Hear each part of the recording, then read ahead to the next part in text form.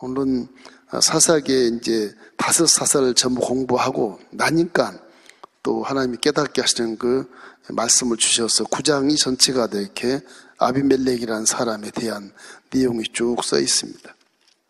오늘 아비멜렉에 대한 것을 공부하도록 하겠습니다. 제가 상징적인 그림을 하나 그리겠습니다. 찬송가 200장입니다. 동일 찬송가 235장 달고 오묘한 그 말씀 찬양하시겠습니다. 달고 묘한 그 말씀 생명의 말씀을 귀한 그 말씀 진실로 생명의 말씀이 나의 길과 믿음 밝히 보여주니 아름답고 귀한 말씀 생명샘이로다.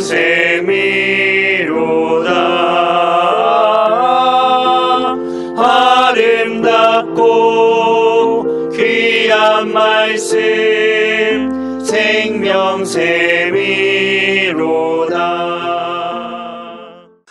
아비멜렉이 이제 기돈의 아들로서 세겜 사람이잖아요. 그러니까 이쪽 이스라엘과 세겜은 에발산이 딱 있어가지고서 이웃 같아. 이렇게 좀 분리된 마을이 이게. 이 산을 넘어야 세겜에 들어가거든요. 수가성 우물가 여인도 여기 살아요. 이 세겜 속에 딱 나면 그쪽 족속과 이쪽 족속 좀 달라요. 성향도 다르고 문화도 다르고. 그래서 아비멜렉이 딱 세겜에 딱 고향에 가. 내 어머니가 계신 이곳, 내 족속들이 많은 이곳. 그래, 기돈 내 아버지가 지금 죽었는데 생각해봐라. 70명의 내 형들과 70명의 내 형제들이 너희를 다 다스린 게 좋겠느냐, 나 한 사람이 너희를 다스린 게 좋겠느냐. 그렇게 물으면서 딱 덧붙여요. 나는 너희 골육의 친척이니라. 그 투표하면 다 무슨 뭐 자기 가문 연결되고 인맥으로 여기다 투표를 하잖아요. 그 잘못된 것이거든. 결국은 세겜 사람들이 전부 모여서 그냥 이 아비멜렉을 동조해서 왕으로 세우려고 그래. 그리고 그 바알 신전에 있는 돌을 갖다가 정치 자금으로 줘요. 세겜에서. 너 저기 이스라엘 지역으로 넘어가서 네 아버지 집 있는 쪽에 넘어가서 정치해라. 산 넘어가서 이 바알 신전에 있는 그 헌금을 쫙 모아가지고서 그 은이고 금이고 그런 것들인데 모아서 정치 자금으로 후원을 해요. 그래가지고 이제 식솔들을 데리고 부하들 모아서 데리고 넘어가가지고서 그 아버지 집에 가서 한 바위에서 70명 형제들 다 죽여버려요. 다 죽여. 요담 하나 딱 남아요. 요담이란 게 형들을 죽이는 걸 보고 어린아이인데 피해서 도망가요. 어렵게 살아요. 그 때가 한 3년쯤 지나 왕이 됐어요. 아비멜렉이. 그래가지고 요담이 이제 어디로 가냐? 그리심산 올라가. 그리심산. 그리심산. 여기서 요담이 세겜을 내려다 보면서 산을 2개 넘었죠. 에발산 넘고 그리심산. 이 가운데가 세겜인데. 세겜 사람들아, 내 말을 들으라. 내 말을 들으라. 그러면서 저는 비유의 얘기를 하는 겁니다. 사람이라는 건 이렇게 감람나무 같은 사람도 있고, 무화과나무 같은 사람도 있고, 포도나무 같은 사람도 있고, 가시나무 같은 사람도 있다. 그래서 이 북쪽에서 세겜 사람들아, 그 오브라 쪽, 아버지가 계신 이쪽에서 말하기를 사람들이 감람나무여 우리 왕이 되소서. 나는 하나님 영광을 위해서 살기 때문에 기름을 짜서 하나님께 드려야 할 그 일만 하니까 난 왕이 싫다. 사형을 했다. 그렇게 얘기하는 거죠. 그래서 무화과나무에 가서 무화과나무여 우리 왕이 돼달라. 그 무화과나무도 내가 왕이 될 수가 없다. 나는 내 사명이 따로 있고 어찌 내 달고 맛있는 이 열매 몇 개를 그만두고 가서 뭐 니네들 앞에 우쭐대고 왕이 되겠느냐? 못한다 나는. 나 사명이 있으면 못한다. 포도나무도 같다. 포도나무도 마찬가지. 사람을 기쁘게 하는 포도주를 내는데 내가 어찌 자를 버리고 왕이 되겠다고 우쭐대겠냐? 우쭐대겠냐는 말이 표현이 되는데 이것이 우쭐대냐면 저 교만을 얘기하는 거예요. 교만. 가시나무한테 그냥 가시나무가 좋아가지고 네가 만일 나를 왕으로 세워준다면 내가 가시에서 풀을 내서 말 안 들으면 다 살아볼 것이다. 네바노의 백향목 의미가 있어요. 네바노의 백향목, 하나님의 성전을 백향목으로 지었거든. 너무나 그 하나님과 대적하는 그런 말을 하게 돼. 그것이 누구냐? 아비멜렉이란다. 그렇게 얘기하는 것이거든요. 그래서 우리가 배울 수 있는 것은 첫째는 인격의 변화가 참 우리가 항상 생각해 봐야 돼. 언젠가 얘기한 것 같긴 한데, 사람은 인격의 변화가 있어야 돼요. 이게 인격의 변화가 없으면 그저 나이가 많으나 적으나 맨 그 수준에서 이렇게 살게 돼요. 자꾸 살면서 남을 바라보고 성장하고 부딪히며 성장하고 대인관계에 이렇게 성장하는 것이 원칙인데, 너무 가시나무 같은 사람은 성장이 안 돼, 이게요. 자기만 생각하고 사람은 막 부딪혀 찔러버리고 뭐 남을 욕하고 막 죽이려고 그러고, 그리고 다 사람들이 피해버리잖아요. 그 사람은 영원토록 변화가 없어요, 사람이. 인격의 변화 속에는 이 교만을 오늘 교만을 얘기해요. 이 교만, 이건 절대 갖지 말라는 거예요. 하나님이 가장 싫어하는 거. 교만은 하나님이 가장 싫어해요. 왜 그럴까? 루시퍼, 그 교만해서 내가 하나님과 함께 비기리라. 그게 첫 번째 교만이 그게. 하나님 그걸 가장 싫어해요. 마귀가 속삭이는 것이 먼저였잖아요. 성경 보면 창세기에. 속삭여서 끌어내잖아요. 그것도 굉장히 큰 죄인데도 불구하고, 그 전에 이제 루시퍼의 원창조 있을 때 루시퍼가 창조주를 자기가 비기겠다 그러고 막 대드니까 그냥 그거 잘라내잖아요. 그러니까 이 하나님은 교만을 가장 싫어하는 거예요. 교만을 가장. 교만하지 말기를 주의 이름으로 축원합니다. 우리 엘림 가족 성도들은 모두가 다 교만한 사람이 별로 없어. 거의 없어요. 하도 말을 많이 들어가지고 별로 없어. 너무너무 착하고 선하기 때문에 해당도 안 되는데, 이제 우리가 은혜를 받기 위해서 뭐예요? 제가 학교 있을 때, 교수 있을 때 학생들을 가르칠 때 처음에 1학년 들어오면, 1학년 대학 딱 들어오면 이런 모습의 성향을 가진 이 인격도 있어요. 또 뭐 한 육각형 정도, 오각형 요런 인격도 있고, 동그란 건 없어요. 거의 네모잡이도 있고, 뭐 그냥 가시가 막 엄청 많은 이런 경우도 있고. 사람 유형이 이래요. 성격 자체가. 성격이 좋은 면으로 보면 장점은 다 있어요. 가시가 많아도 리더십이 있어서 이리 와! 그래 억지로 와서 아주 지배력을 가지고 리드하는 경우도 있고, 그건 장점으로 볼 수 있어요. 하나님이 기뻐하는 일을 하게 된다면. 조폭이라면 안 그렇지만. 이거 판단하기가 어려워요. 다 죄성이 다 있어요. 원래 태생에 하나님 은사를 주시고 사명을 주시겠지만, 그에 따라서 이렇게 주의종에 오는데도 이런 현상으로 많이 온다면 전부 이게 가시거든요. 가시. 동그란 사람이 없어요. 다 이 가시 때문에 찔리고 막 핥히고, 요 가시 때문에 전부 이게 피에 피. 전부가 피가, 가시 다 묻어요. 피가. 이것 때문에 사람이 죽을 지경이에요. 주위에 전부 이게 가시거든. 다 가시가. 이런 사람 만나면 아주 죽어요. 만나기만 하면 그냥 피가 나는 거예요. 근데 이거는 교육할 때, 교육학상에서 인격을 변화시키는 그런 훈련을 시키는데, 하나님이 지혜를 주셔서 이제 훈련을 시키는데, 이 가시 같은 사람은요, 어떻게 할 방도가 없어요. 이것도 저거를 가시를 자를 수도 없고, 그보다 큰 원수를 만나면 잘라지는데, 다 착하고 순종한 사람들이 안 오니까 그걸 어떻게 자를 수도 없고 할 수가 없어요. 교수님 좀 쫓아내세요. 그렇게밖에 안 돼. 그래서 저거를 이제 훈련시키기 위해서 사랑에 대한 강의를 항상 많이 해요. 야, 죄종 사랑이 없으면 죄종 자격이 없어. 뭐 지식 좀 없고 성경 말씀 잘 모르고 뭐 그래도 사랑만 있으면 그래도 한 50%를 먹게 할 수 있다. 네 속에 있는 사랑 아닌 가시를 다 뽑아내라.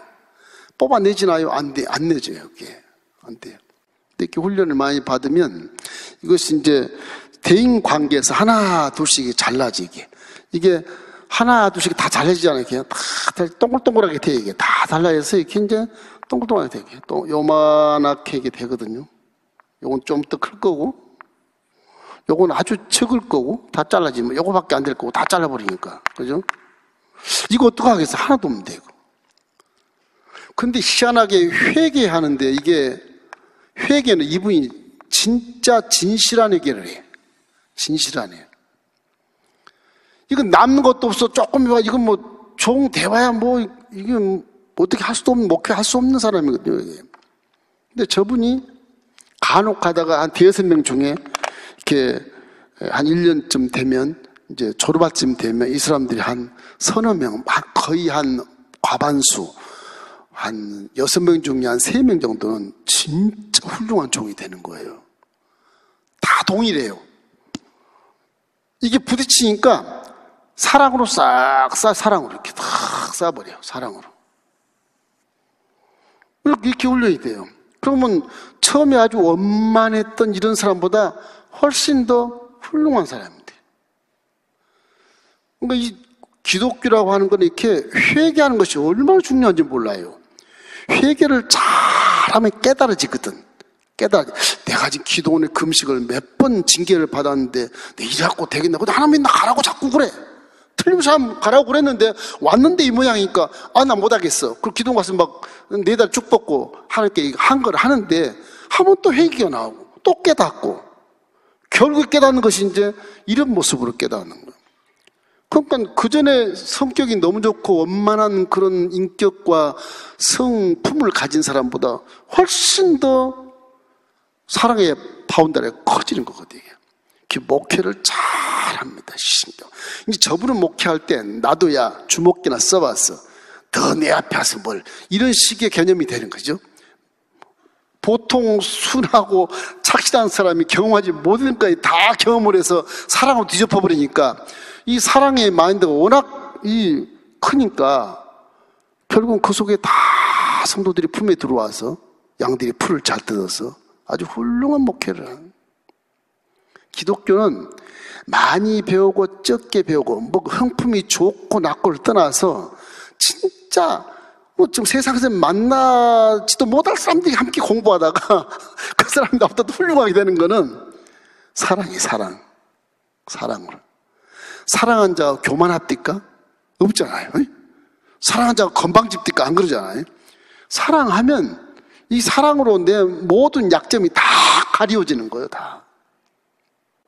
그래서 이 인격의 변화라는 것이 참 하나님 입장에서 봤을 때 참 다스리기가 힘들어요. 이 아말렉도 이게 가시로 태어난 사람이 아니거든. 이게 왜 저런 현상이 벌어지냐면 환경 때문에 그래요. 이 환경이 이렇게 만들어요. 환경이. 이러한 그 인격은 환경이 만들어요. 그래서 이 가정교육이나 이 가정이나 자기가 다니는 직장이나 이런 그 환경들이 굉장히 중요해요. 이 환경이 아비멜렉이라고 하는 이자도 환경이 그렇게 만든 너는 첩자식이야. 세겜 땅, 희족속, 그 아주 촌놈, 상놈의 집안. 우리 아버지가 너희 엄마를 이렇게 해가지고 늘 낳았어. 이렇게 뭐 얼마나 그 핀잔을 받고 70명의 형들한테 얼마나 많이 이렇게 나쁜 말을 많이 들었겠어요. 결국은 그 첩의 아들이라서 어려서부터 사랑을 받지 못한 것이 결국 그가 가시로 만들어졌다고 볼 수 있는 거죠. 사람은 상대방의 자격에 따라서 내가 반응을 하게 되잖아요. 반응을. 때리면 한번 같이 때린 사람도 있고 때리면 참은 사람도 있고 반응이 다 달라요. 반응이 다 달라. 그 반응에 따라서 내 마음이 악해지기도 하고 선해지기도 하고 그러거든. 그 십자가를 바라보면 뭐 주님이 나하고 무슨 상관이 있어? 근데 나 위해서 죽으셨대. 왜 죽었는데? 너 죄가 많아서 죽었어. 그걸 깨달은 자는 주님이 구주가 되는 거예요. 못 깨달은 자는 뭐 나하고 무슨 상관이 있는데 전혀 깨닫지 못하는 거죠. 그걸 깨닫게 성령이 여러분 속에 와 계신 것을 믿기를 주의 이름으로 축원합니다. 성령이 와 계시면 깨닫지 못하면 깨닫게 돼. 그 보통 불신자들은 뭐 저게 뭐라고 그러는데 우리는 엄청난 은혜를 깨닫고 있잖아요. 막 방방 뜨고 그냥 감사해서 뭐 눈물 펑펑 흘리면서 그렇게 살지 않습니까? 그래서 이 성격 자체는 환경에 따라서 이렇게 반응에 따라 정해지지만, 그러면 교만한 사람은 어떻게 돼야 되겠느냐? 저걸 잘라버려? 내가 못 잘래. 사람은 남을 판단하고 정지하지 못하게 돼 있어요. 자격이 없어요. 다 죄를 짓기 때문에 그래요. 누가 누구를 판단해? 누가 누구를 정죄해? 한쪽은 돈 때문에 죄를 짓고, 한쪽은 뭐 이성 때문에 죄를 짓고, 한쪽은 교만의 죄를 짓고, 비등비등이야. 그게 뭐 분야가 달라도 뭐 거의 50보 100보거든 이게. 그 어떻게 해야 되겠느냐? 성경이 결국에는 그 해답을 주는 것이거든요. 쿠션이 있어야 돼. 찔러도 그래, 찔러라. 그래야 돼. 바보가 돼, 바보가. 바보가 된다는 개념은 속에 사랑이 있다는 생각이에요, 사랑. 네가 날 찔러도 내가 사랑할게. 네가 날 참소하고 날 죽이려고 나는 사랑할 거야. 이렇게 한 번 손해보고, 두 번 손해보고, 세 번 손해보다도 계속 찔림받으면 가시가 무뎌져요. 무뎌져서 그것이 가시가 뾰족하지 않고 아주 둔해져, 이게. 그 다음부터는 때려도 장난하는 것 같아. 장난하는 것 같아. 그게 참, 사랑이라는 것이 손해가 막끔한 것 같은데, 그 사랑이 상대를 살리는 겁니다, 사실은. 그 상급이 나오는 게요. 그 사랑은 영원한 상급에서 찾아. 지금 못 찾아요. 영원한 상급. 천국 가서 이제 아버지 앞에 가서 내가 사랑을 얼마나 했느냐. 그거 가지고 상급을 받는 거예요. 이런 것들은 결국엔 사랑의 쿠션이라 그래요, 쿠션. 쿠션이란 말이 맞을 것 같아요, 쿠션. 이 사랑의 쿠션이 자꾸 있어. 지금 저 그림을 제가 그려놨어요. 감람나무 같은 사람, 포도나무 같은 사람, 무화과나무 같은 사람, 가시 같은 사람. 이 가시가 무화과를 찌르거든, 이게. 찔러요. 포도도 막 찌르거든, 이게. 감람나무는 너무 높으니까 찌를 수가 없어요, 가시나무가. 근데 감람나무는 원래 레인으로서 이렇게 하나님 가까이 있어서 이 일곱 등대, 그 불을 켜는 감람유를 짜내는 것이거든. 감람나무는 스스로 자기를 헌신해서 짜내서 하나님 성전을 비추는 것이거든, 감람나무는. 그러나 포도나 이런 무화과는 가시나무와 같이잖아요, 같이. 그래서 찔린 거예요. 계속 찔리면 결국 가시가 무뎌진다. 이런 결론밖에 안 나는 겁니다. 저걸 하나님이 어떻게 죽이면 죽일까? 내가 죽일 수도 없는 거예요. 섣불리 가시를 뽑겠다고 달려들다가는 그냥 망하게 잘못하면. 그래서 이제 전 사람부터 율법을 많이 계시를 했는데, 그 율법 중에도 악한 사람을 대적해서 죽여라! 그런 것이 나와요, 성경에. 내가 살인했으면 너도 살인으로 죽어야 돼. 그렇게 나오잖아요. 율법이 무섭게 나오잖아요. 이것이 이제 신약에 와서는 완전히 바뀌어요. 사랑해라. 이래서 사람이 다 죽거든. 사람은 사랑하고 살아야 공동체가 사는 것이지, 서로 죽이고 박치기 하다는 인류 역사 6천년 동안 전부 전쟁의 역사만 기록된 것처럼 그냥 몰살돼서 서로 자멸할 수 있어. 사람이 살 수 있는 것은 사랑밖에 없다. 그래서 새 계명을 내게 준다, 그런 거예요. 이기 때문에 신약 속에서 예수님이 오셔서 인류에 대해서 완벽하게 이렇게 해결책을 딱 내놓는 것은 세 계명이에요, 세 계명. 율법 613개 말고 세 계명. 사랑만 하면 율법 613개 다 지킨 거로 인정할 거야. 그렇게 돼버린 거예요. 그러니까 그러면 가시가 있는 저런 가시나무 가도 계속 사랑만 해주란 말인가? 사랑하라는 거. 언제까지요? 죽기까지 해라. 어떻게 해요? 나처럼 해라. 그런 것이거든, 지금 그런 거. 그 사람은 결론은 사랑으로 살아야 된다. 크게. 인격이 좋건 나쁘건 믿건 싫건 뭐 질투가 나건 어떻든 간에 그냥 사랑하라는 것이 아주 하나님의 치료인 실론. 사람은 사람답게 살아야 하는 것은 사랑으로만 살아야 되느니라, 그런 것입니다. 요한복음 13장 34절 35절 말씀 우리 함께 읽겠습니다. 새 계명을 너희에게 주노니 서로 사랑하라. 내가 너희를 사랑한 것 같이 너희도 서로 사랑하라. 너희가 서로 사랑하면 이로써 모든 사람이 너희가 내 제자인 줄 알미라. 그렇게 되어 있어요. 그래서 이제 요담이 결국 이렇게 비유적으로 말씀한 이 그림에 대한 것은 결국 이제 어떤 이 비유냐 그러면 이 감람나무, 저쪽이 감람, 감람나무는 지금 이 가시나무가 별로 장애를 안 받아요. 감람나무는 하나님 품에 있기 때문에 그래요. 하나님 품에 있기 때문에.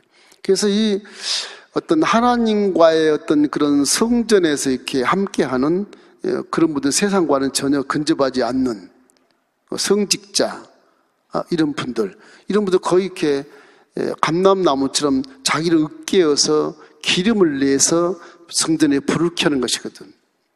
온전히 그는 하나님께 순종해버린 거, 온전히 다 헌신해버린 것이 감람나무거든요. 지금 헤브론이나 헤브론, 이스라엘, 예루살렘 별로 많지 않아요. 감람나무가 겟세마네 그거만 그 좀 둥지에 좀 있지. 헤브론 같은 데 많아요. 헤브론 같은 데. 그럼 감람나무 천지라 거기가. 이 감람나무는 이 이스라엘의 어떤 그런 주식같이 한 데마다 감람나무 농장이 수두룩해요. 산마다 다. 벼농사를 못 지으니까. 감람나무를 처음에 수출해요. 뭐 식사마다 전부 감람나무 그걸 양념을 해서 이렇게 먹고 그래요. 베들레헴에도 엄청 많아요. 베들레헴에도. 예수님 고향에. 감람나무가 그림을 지금 시각없이 그리는데, 감람나무 이렇게 빛이요. 겉에는 파래, 밑에는 회색 같은 빛인데 햇빛이 비치면 황금색이 나요. 팔랑팔랑. 멸류관 알죠? 멸류관. 올림픽 할 때 멸류관 쓰죠. 그 멸류관 이파래 같은 거예요. 조그매 이파래가. 근데 앞뒤가 좀 이렇게 달라요. 햇빛이 비치면 팔랑팔랑하면 금빛이 팍팍 나요. 신기해요. 뭐 바짝바짝바짝 그래요. 그런 멋있는 나무예요. 이게 피가 많이 안 자랍니다. 엄청난 아름들이 막 몇천 년짜리도 있고 그래요. 그런 감나무가 몇천 년대도 이게 척박한 땅에도 굉장한 그런 자생력이 강해. 생명이 그 장수합니다. 저기 장수. 엄청 장수. 그러니까 성전에 기름자 드리고 이제 국민들의 어떤 그런 그런 주식으로도 이렇게 사용을 하고, 그렇게 해서 소득원이 되게 만들고 돈도 벌게 하고, 그리고 이제 번영의 상징. 그렇게 토박한 통화에서도 생명력이 강하고 장수하니까. 그래서 이 감람나무에 같은 칭호를 받으면 굉장히 하나님 기뻐하는 분이고요. 또 성전의 등대를 밝히니까 성전과 가까운 거. 그래서 노아홍수나도 비둘기가 이렇게 감람나무 위에 물고 오잖아요. 그 의미가 깊습니다. 그게. 비둘기가 물고 온 감람나무는 하나님과 가까이 있다는 거예요. 그런 거예요. 물론 물이 말랐다 그런 의미가 있지만 이제 하나님이 살려주는 그런 의미가, 살려주는 의미. 이게 사무엘이 선지자나 다윗이나 이 왕의 기름을 부을 때 감람나무 기름으로 붓습니다. 여러분, 감나무 올리브와 똑같아요. 올리브 기름에 감나무의 기름을 부어서 이렇게 왕을 삼고 이럴 때 필요한 주권을 상징, 주권, 하나님의 주권. 그래서 구약부터 쭉 오면 레인 지파의 아론 후계, 제사장, 대사장 후계 쭉 나오면서 결국 이 성전에 사두개인들이 좀 나중에 변질이 되지만, 사두개인들, 그 예수님 당시까지 사두개인치로 전부 다 아론 후계가 다 아론 후계거든. 그 사람들이 최고 복 있는 사람들이에요. 오히려 바리새인보다 훨씬 더 복 있는 사람들이야. 그 사람들이 변질돼서 그런 거죠. 우리는 이방인이지만 영적으로 이제 이스라엘 민족이고, 영적으로 레인이고, 영적으로 제사장 직분을 갖고 있어요, 여러분은. 그래서 만인 제사장 시대에 살기 때문에 그보다 더 크다면 하나님의 아들, 딸이니까, 뭐 왕자, 공주니까 뭐 당연한 거죠. 그래서 우리는 항상 감람나무 쪽에 있다, 이걸 알게 되시기를 주의 이름으로 축원합니다. 시편 52편 3절에 이런 말씀이 있어요. 그러나 나는 하나님의 집에 있는 푸른 감람나무 같으며 하나님의 인자하심을 영원히 의지하리로다. 그게 나와요. 이 다윗이 외치는 건데, 시편 118편 3절에도 여러분 잘 아는 구절이에요. 내 집 안방에 있는 내 아내는 결실한 포도나무 같으며 내 식탁에 둘러 앉은 자식들은 어린 감람나무 같으리로다. 이렇게 감람나무에 대한 그런 어떤 위대함을 이렇게 찬송하는 그런 것들이에요. 이 감람나무는 이렇게 결이 이렇게 좀 할머니 같이 이렇게 오래 갔지만, 이거 자르면요 결이 너무 좋아가지고 고급 가구, 굉장히 비쌉니다. 감람나무 만드는 거. 저 변하지가 않아. 이게 뭐 무르지도 않고 딱딱하니, 돌같이 딱딱하니까. 이게 근데 결이 너무너무 좋은 거예요. 이 가구를 감람나무로 만드는 가구는 엄청 비쌉니다. 상상할 수 없을 만큼 비싸요. 고군분이에요. 그래서 이 하나님 성전의 어떤 의미를 부여해서 그런지 이 가구도 그렇게 나뭇결이 너무 아름다워서 결국에는 솔로몬 성전 지을 때도 어떤 천사를 만들 때 이거로 만들어요. 나무로. 천주교의 성모 마리아 같은 것도 어떤 가면 감람나무, 이 목으로 나무 이렇게 만드는 그런 것도 볼 수가 있어요. 십자가도 그렇고요. 이제 감람나무는 또 예수님처럼 피난처, 감람나무 숲이 이루어진 데는 안식할 수 있는 곳이다. 기도처다. 그렇게 하고 감람나무가 저게 약으로도 많이 사용해요. 약으로도. 그래서 이 연고 그런 거, 머리 손질용 어떤 기름, 동백기름 같이 머리 손질을 그런 기름에도 사용하고요. 그래서 누가복음 10장 34절에 보면 이런 말씀이 혹시 나옵니까? 가까이 가서 기름과 포도주를 그 상처에 붓고 싸매고 자기 짐승에 태워 주막으로 데리고 가서 돌보아 주니라. 사마리아인 얘기하는 거. 사마리아인이 감람나무 기름으로 치료되죠. 그렇게 해서 싸매줬다. 이 감람나무는 하여튼 이 세상 사람들에게 굉장히 아주 유익을 주는 그런 나무다. 그럼 오래오래 산다. 감람나무. 바울도 우리를 돌로 감람나무가 참 감람나무가 됐다 그렇게 얘기하잖아요. 바울도. 그런 걸 우리가 들을 수 있죠. 성경에서. 이런 건 감람나무 그렇게 훌륭한 거다. 무화과나무. 무화과나무 언제가 설명해드린 적이 있는 것 같은데 무화과는 이스라엘 나무거든요. 이스라엘 나무. 이스라엘 공목이에요. 공목. 이스라엘 나무인데 이 무화과는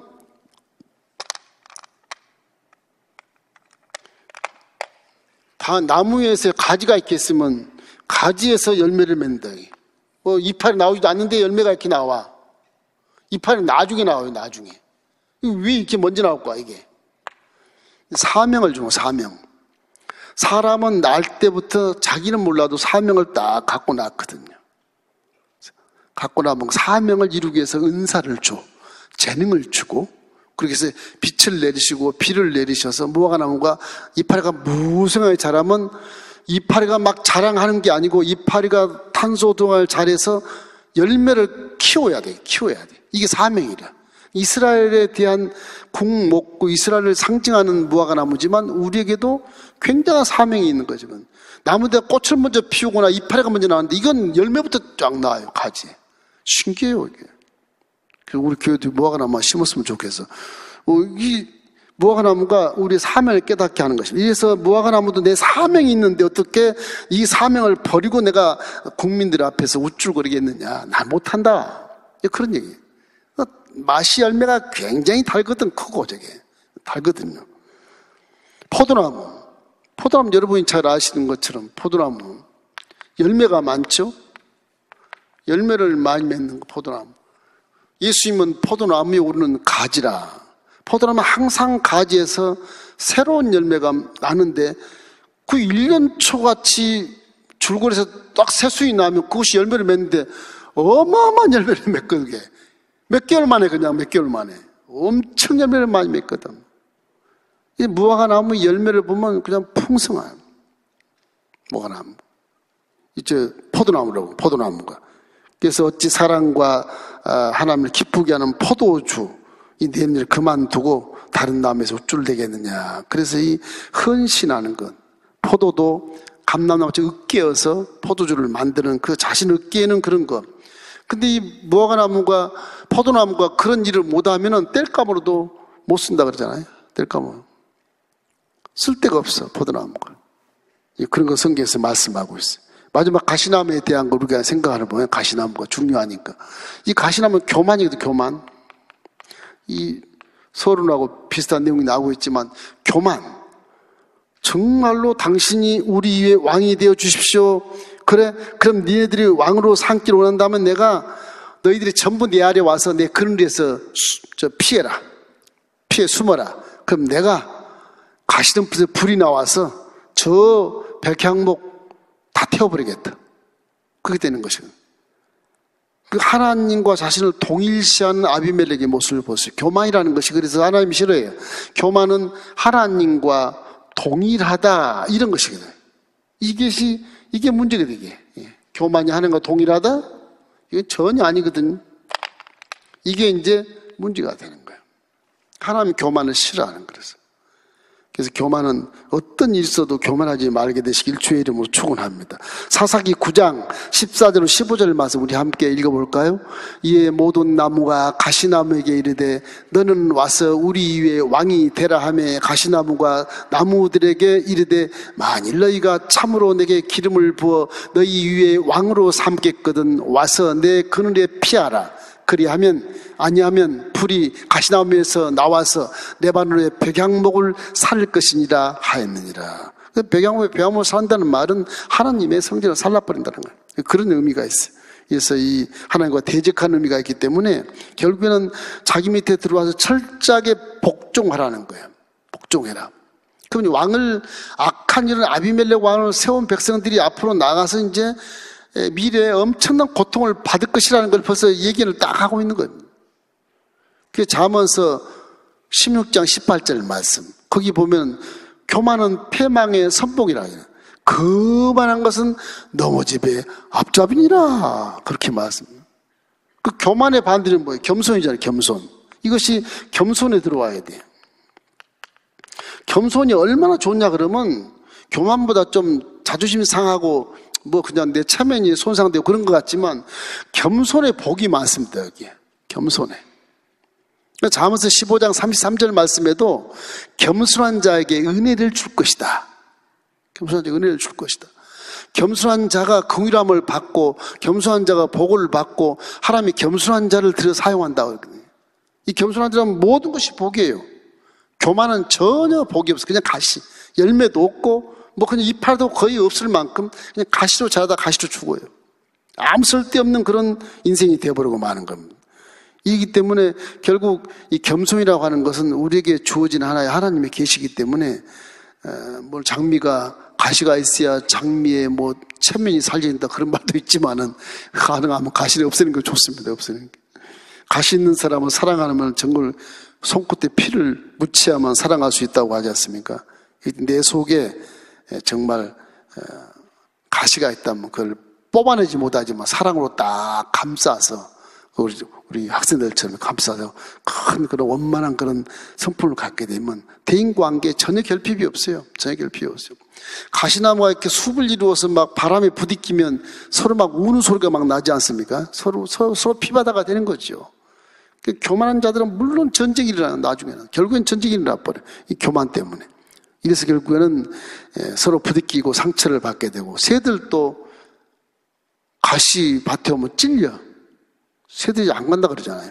가시나무 새라는 게 있더라고. 가시나무 새. 그건 새가 살다 가시나무에 팍 찔러서 죽는다. 뭐 왜 죽는지 모르겠지만 그 죽는 그런 새도 있다고 그래요.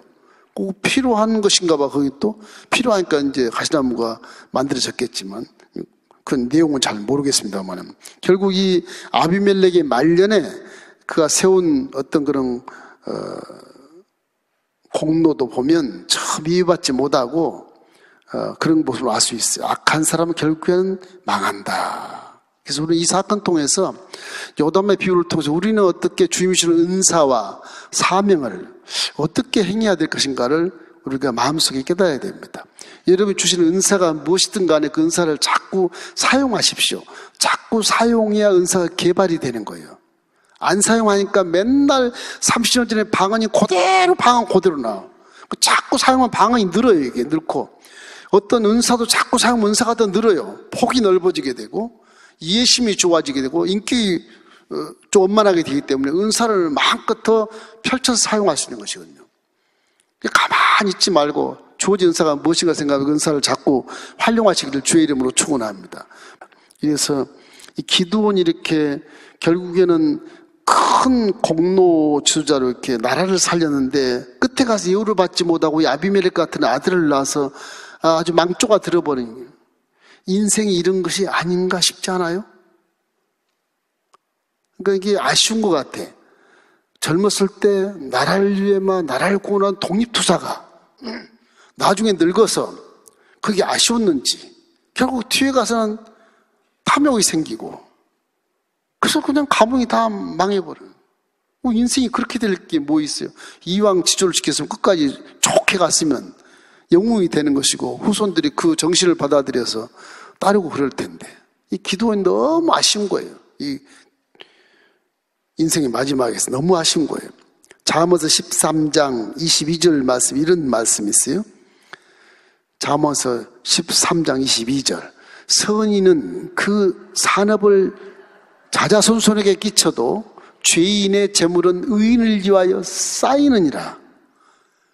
저 말씀은 죄인이 아무리 세상에 잘 살아도 가시나무 같은 죄인이 모든 재물은 나중에 선한 사람을 위해서 다 사용된대요.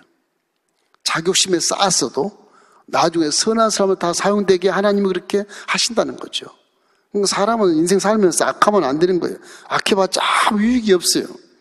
이래서 하나님은 아비멜렉에게 3년 동안 앙하게 놔서 악한 영을 보내가지고서 이제 세겜 사람들이 배반하게 만들어. 요 세겜 사람들이 배반을 해. 이제 배반해가지고서 아비멜렉을 대결해. 아비멜렉이 자기 어머니를 비롯한 그 족속도 세겜족 다 죽여버렸다. 1,000명을 죽여, 1,000명을. 싸움은 잘하니까 조폭같이 1,000명을 죽어. 와, 그러고 이제 데베스라고 하는 곳에서 전투를 해요. 그러다가 이제 어떤 부인이 2층에서 그냥 맷돌짝을 던져가지고 그 머리가 깨져서 죽어요. 다 못 죽으니까 병정한테 네 칼로 나를 죽여달라. 내 체면이 손상된다. 여인이 던진 맷돌짝에 죽었으니까 내 체면이 손상되니까 네가 나를 죽여. 그렇게 얘기하고 죽어요. 그 악한 사람도 자기의 어떤 그런 뭐라 그럴까 체면을 생각하는 것 같아. 자기 자존심을. 여인에 던진 돌에 맞아 죽었다 그러면 이게 창피하지 않느냐? 그러니까 네가 나한테 칼로 찔러 죽여줘. 그렇게 하고 죽어요. 이 사람이란 게 참 신기하잖아요. 처음에는 기도원처럼 선한 자로 사람이 사용해서 위대한 영웅이 된 사람이 있고 후에는 망한 사람이 있는가 하면은 아예 저부터 그냥 환경에 그냥 악하게 가시덤불로 자라가지고서 가시덤불로 살다가 끝에 가서는 그 가시덤불 체면이 손상될까봐 소문이 안 좋을까봐 자기 부하에게 칼을 가지고 나 찔러 죽여야 네가 죽였다 그래라. 그렇게 하는 건 사람의 그 심리. 신기하죠? 신기하죠. 몇 개월 전입니다만은 제가 아는 지인이 소천하게 됐어요. 아, 오지 말아게라. 오지 말라고 그래라. 왜 못 오게 하시는데? 아, 이 몰골이 사나워서 목사님들 보이면 안 돼. 오지 마라 그래라. 못 갈 때가 있었어요. 와, 사람이 지금 초천하는데 가서 한번 안수하고 기도 좀 해주려고 가려고 그러는데 내 이 험한 몰골을 보면 목사님이 실망한다. 오지 마라 그래라. 그 신앙이 아니잖아. 끝에 몰골이 어렵던 창피를 당한 것처럼 보이거든 뭐든 죽을 때도 그냥 순수하게 있는 그대로 몰골 그대로 기도하고 목사님도 가서 인생이 이런 것이구나 더 많이 깨달을 것이고 좋을 텐데 자기 체면 때문에 오시지 말라 그러라. 저한테는 한 번도 단점 보인 적이 없는 분이거든요. 남자분이신데 단점을 한 번도 안 보였으니까 목사님한테는 이런 단점 보이면 안 돼. 체면은 손상이 돼. 이런 생각을 죽으면서까지도 그 생각을 하는 거 죽으면서까지도. 그러니 참 인생 살아오면서 다 위선으로 살았다는 그런 생각이 들잖아요. 이렇게 다 맞고 또 맞고 위선으로 살았다. 여러분은 이런 아비멜렉을 일생을 바라보면서 이렇게 살면 안 되겠구나 생각을 하면서 우리에게 주어진 교훈은 교만한 사람은 스스로가 저주가 되기를 원해요. 사실은 교만한 사람은 실력이 있건 교만하면 스스로 리더가 되려고 애를 써요. 근데 객관적으로 자격이 되는 사람은 보통 사양을 해요. 겸손을 말하는 게 아니에요. 보통 사양을 많이 제가 어떻게 합니까? 저는 안 하겠습니다. 고사를 많이 캐요. 그러니까 리더라고 하는 거는 이 두 가지를 봤을 때 객관적으로 이렇게 평가를 받는 사람이어야 리더는 정당한 거죠. 정당한 거예요. 아비멜렉은 객관적으로 평가를 안 받은 사람이거든. 이 사람은 누가 봐도 저건 왕이 안 될 사람이거든. 응? 교만하면 스스로 왕 되려고 저렇게 하는 것이고 또 진짜 자격 있는 사람은 또 내가 고개가 숙여지니까 스스로 왕을 사양하는 것이고 그런 것이거든요. 그래서 우리 세상 사람 살아가는 동안에 정말 쭉정이는 머리 들지만 알고는 허리를 숙인다 이런 말이 있듯이 이 감람나무, 무화과나무, 포도나무가 이렇게 하나님 영광을 위해서 일하는 것처럼 가시나무가 되지 말고 정말로 하나님께 기쁨, 영광을 드리고 세상 사람들 기쁨을 주는 그런 성도가 되기를 주의 이름으로 축원합니다. 사사의 내용보다 우리 인격을 변화하는 데 더 중요한 것인 것 같아서 한 시간을 더 이렇게 하게 되었습니다. 여러분 이해하시고 여러분 다 감람나무와 무화과나무와 포도나무가 되기를 주의 이름으로 축원합니다.